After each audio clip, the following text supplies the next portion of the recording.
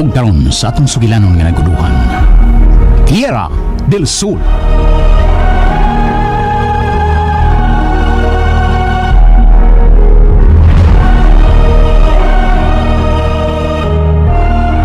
Wa ako magtiaw, Vitiliano. Dawata. Aron sayon ra nimo ang akong ipabuhat. Unsa ka na?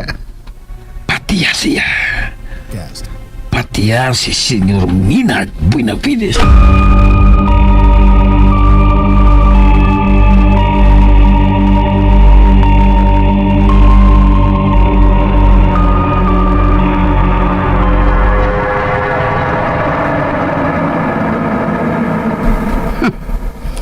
Hinaot pa unta.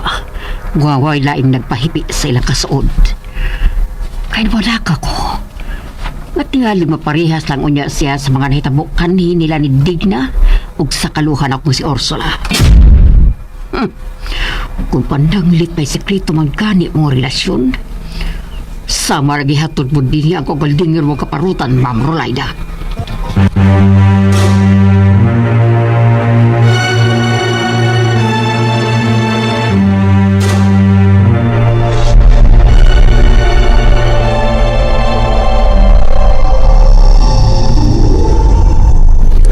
Desidido na bagyod ka nga maoy mamahimong pinialan sa halap. Oh, Menard. Nakita ko usab nga malipayon ang akong unika iya nga kauban siya. Nagkamatikod sa ko ni Ana sa dinhi pa sila. Lahi na ang panaghinigalaay nga na-develop sa usag-usa kanila. Tumudi ay, masinuganahan kang musod sa sekretong ampuanan. Paablihan ko kang Tarsila ang chapel sa basement. Okay. Thank you. Gusto kong mo offer og ritual alang sa kalahuron.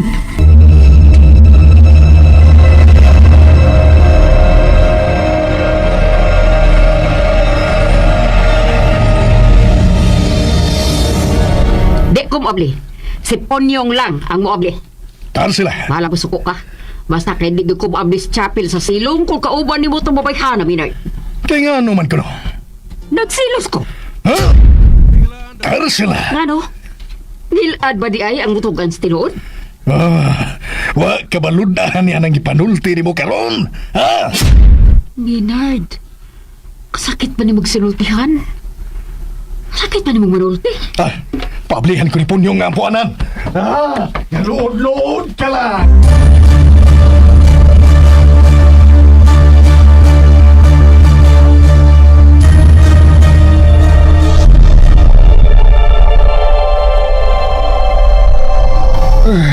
Kaya naman ako ang mulakaw-lakaw, Sir Minard. Sugua lang ko. Wa ka na problema. Giligon ka ni Azazel. Kaya inigabot unya sa adlaw sa iyang kagawasan. Ikaw mawang iya unyang taligon og kusog. Ngayutanon, Punyong. Magpasalamat lang gihapon ako. Bisan pa man, ug wa ko magkasabot sa gipanulti mo karon, Senyor Minard Buenavides. Punyong, pandungan ka sa gamhanang mga kamot sa labing gamhanan og talahuron. Ang iyang gugma mao ang gahom nga makapakurog sa kalibutan ug sa tanan nga mga linalang niini. Ug ikaw, usa ka unya sa iyang agakon paingon sa kahimayaan nga way katapusan. Loko ka. Wabal nga tulag ganap asnon.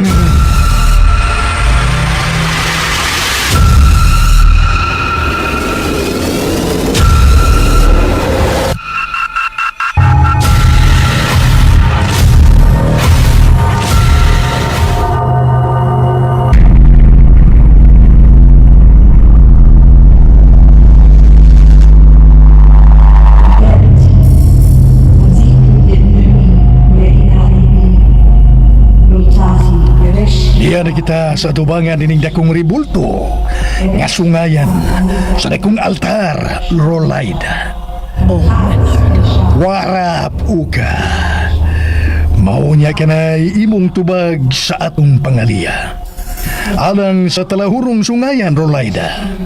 Ang matuod gayud nga gamhanan. Oh, Menard.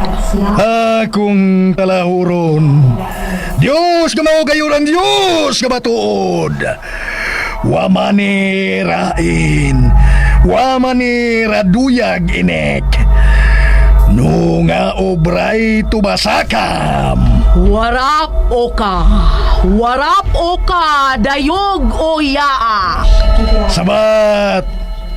Pornitore. Pornedore. Yuhat. Luha. Nanakrungknil. Nanakrokngil. Yorinate. Uta. Yorenate.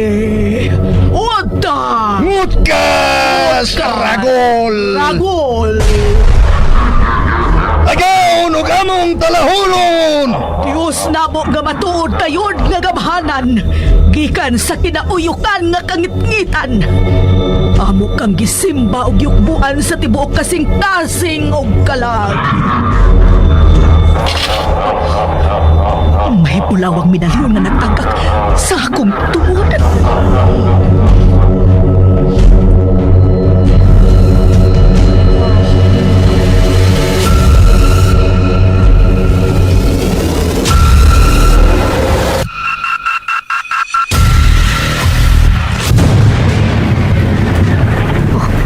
Kalipad ko. Init ng takayang panahon. Kawahi ba nimo sa balita? Unsa ko'y climate change? Hilom! Ang buot ako kasabot ay ugok. Kinagduda kung may mensahe ni ini ang talahuron. Labing siguro nihatag na sayang bendisyon ng talahuron ngadto kang Ma'am Rolaida. Bindisyon sa onsa man kuno. Ha? Sa iyang pagkapinili, isip bagong piniyalan sa halad. XDC on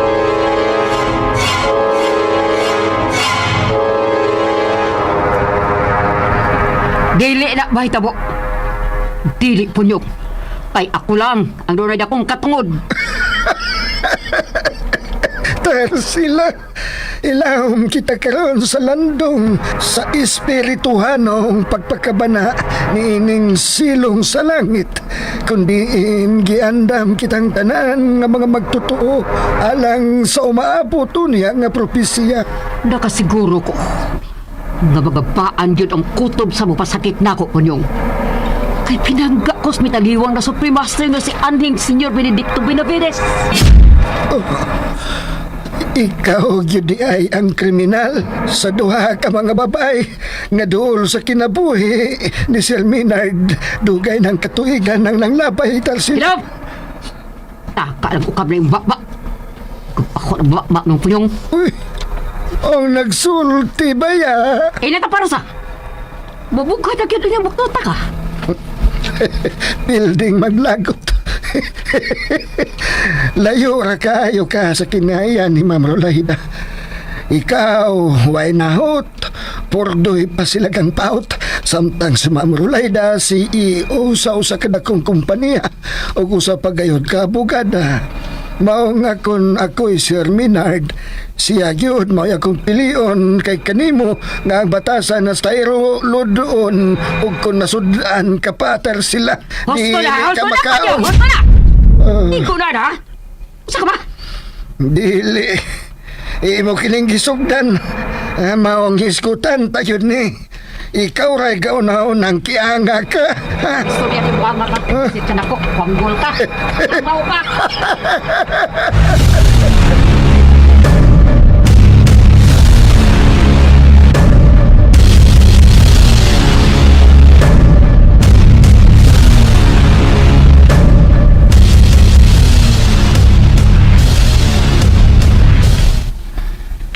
Ang bingigyod ang medalyon. Kaya importante kayo ang maong butang. Akong gitaguan. Iputos na ako upanaptod nga ito. Mas labing maayo. Kay gasa ka to kanimo gikan sa talahuron. Ang Diyos nga sungayan. Wow, maka-proud kaayo, Menard. Rolaida, dako ka unya og papel alang sa umaabot nga propesiya.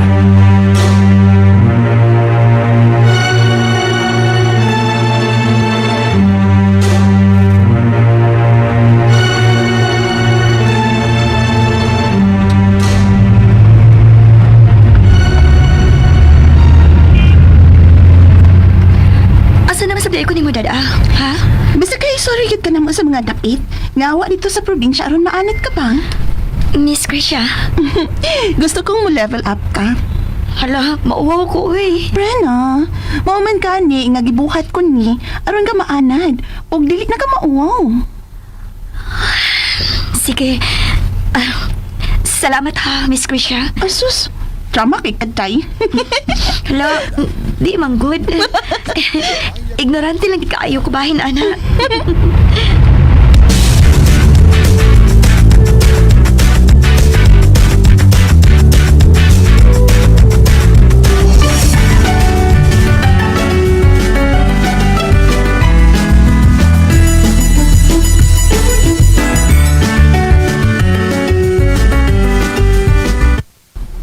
Oy, nahuman na daig kag kaon do make. Oo. Nahuman naman ganin ako hugas sa akong kinana ng ingrasya. Matik. Haskang bilib bagid nako nimo do oy. Lain sa kayag mag-feeling senyorito ko din, Nga parehas na ba yata ng mga astronaut? Ay, usabay astronaut do make. Ay, nagbabuan go. Pastilaan gid nimo do make. Puno gyud kas kabuang. Lain may ato ng ingrasya ba? Unsa man? Sidong Jumari ba? Daghan kayo sige pang basa? Daghan sa gitunaan ng... Ay, pasagdan lang na nato siya do oy. Naamang gud na si tumungan ang iyang gihimo. Mao lagi ng ingrasya, no? Abi gud nimo do make. Mao'y akong napalakan ba ka ng iyang kibuhat? Kay, tungod ni anak, nahimong sukwahi ang iyang baruganan sa iyang amahan. O sa ilang katiguangan, kung mao'y hisgutan ang kasaysayan sa ilang banay sa kakaraanan. Hala nang, no? Ingon ni anak siya kapursigido. Maong, ikaw dumaki. Hinukta na igis bakos kuntuan na unya ka dito sa lungsod sa Lachira o Baniya. Andam naman yun ko nang. Bisag unsay mahitabo. Bantay bitaw. O lagi ng ingrasya. Matirang matibay. Hi guys, kumusta? Welcome back to our channel. This channel cannot be possible no without me. Yes guys, kay grabe ka kuti na siya ka channel eh. Bila ka-upload atong gihimo guys kada adlaw. Pero laban lang guys no para mabawain nato ang nawa nga mga views guys na parting ning awa gyud sa atong channel mo lang. I hope ngayon kong supportaran guys sa akong journey diri no back again sa atong channel. Magtiwas kog laba guys. Wish. Grabe ka busy guys. Magtiwas kog laba no. Kaya ano ko sa utong. Stay tuned. Mga pangangailangan ng kanyang uniko-iho. Ang pagtsatsaga nito ay nagbunga naman dahil dumami ang kanyang mga customers. Hindi lamang nito nabili ang pangangailangan nilang mag-ina, pero nagawa na rin itong makaipon. Sa ganda ng takbo ng kanyang negosyo, si Christine ay nagawa na rin makabili ng kotse. Ang sasakyan ay nagamit ito na panghatid at sundo sa kanyang anak. Sa edad na 42, si Christine ay hinangaan at naging inspirasyon ng mga taong nakapaligid sa kanya sapagkat kahit ito ay mag-isa sa buhay at walang katuwang sa pagpapalaki sa nag-iisa niyang anak, ay naitaguyod niyang maayos ang bata. Hindi rin ito naging madamot sa mga taong lumalapit sa kanya na gustong humiram ng pera. Ni isang beses ay di rin ito nakataan na nagkaroon ng nobyo sapagkat gusto nga nitong mag-focus sa pagpapalaki sa kanyang anak. Para sa mga kapatid ni Christine, maayos at maganda na ang buhay nito.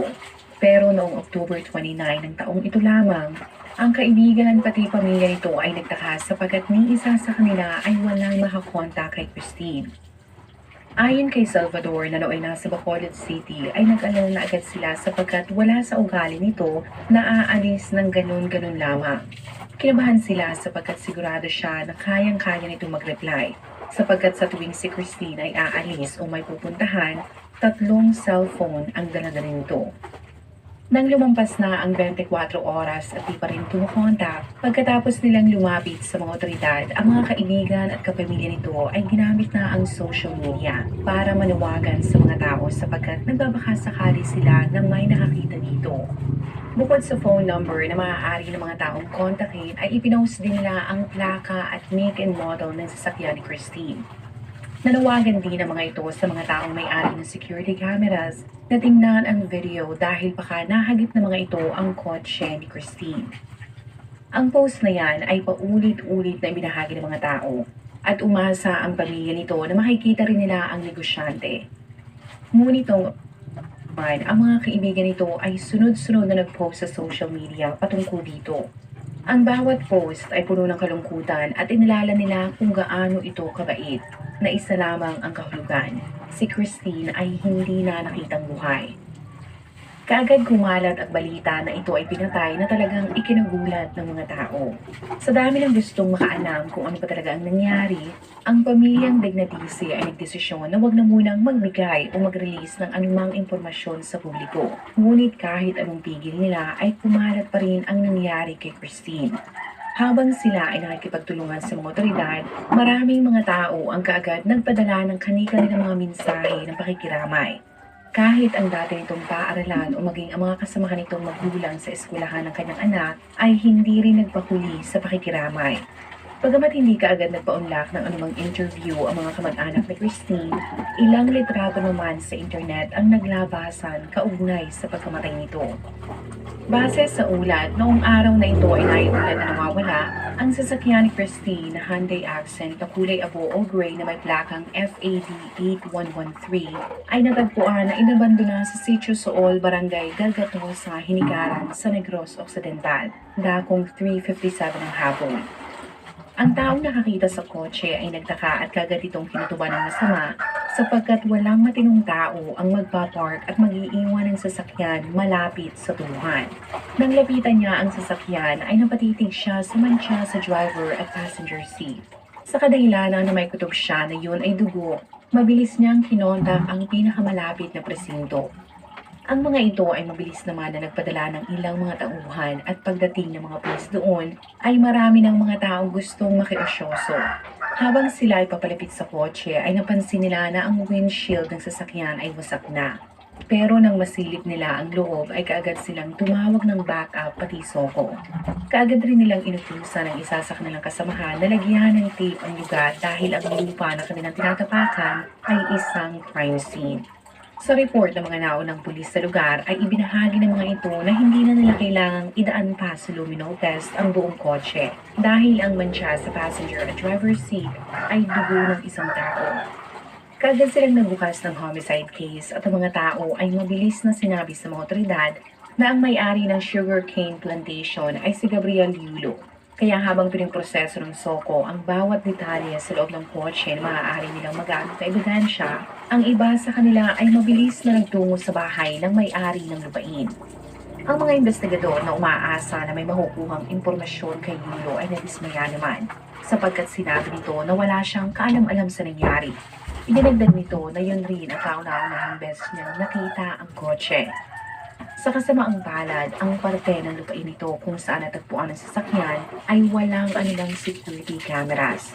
Sa kadahilanan na intact ang plate number ng kotse, ang sunod nilang ginawa ay lumapit sa Land Transportation Office para malaman kung kanino at sino ang may-ari ng sasakyan. Ang LTO ay mabilis na inaksyonan ang request ng mga otoridad at pagkalipas lamang ng ilang oras, na-identify ng mga ito na ang kotse ay pagmamayari ng isang taong nagngangalang Edith Picara. Pero kalaunan ay nalaman nila na ang 70 taong gulang na orihinal na may-ari ng kotse ay ipinagbenta na pala sa ibang tao ang sasakyan noong June ng taong ito lamang. Ang bagong may-ari ng sasakyan ay kinilalang si Christine Joy, ang parehong babae na naiulat na nawawala. Ang pamilya nito ay kaagad kinontak ng mga otoridad para ipaalam na may progress na. Subalit hindi pa rin kontento ang pamilyang Dignatisi sapagkat hindi pa rin nakikita si Christine. Base sa report ng SOCO team, sa loob ng kotse ay nakarecover sila ng mga gamit na maaaring maging ebidensya tulad ng itim na t-shirt at isang relo. Sina Joshua Salvador at Mary Grace Arsenas ay mabilis na kinontak ng mga otoridad at kinumpirma ng mga ito na ang sasakyan ay pagmamayari nga ni Christine. Habang tuloy pa rin ang paghahanap ng mga otoridad sa negosyante, ang kapatid nitong si Salvador na bumiyahe papatungo sa Victoria City para tumulong sa paghahanap ay hindi maiwasan na mag-isip na baka ang pagkawala nito ay dahil sa pera.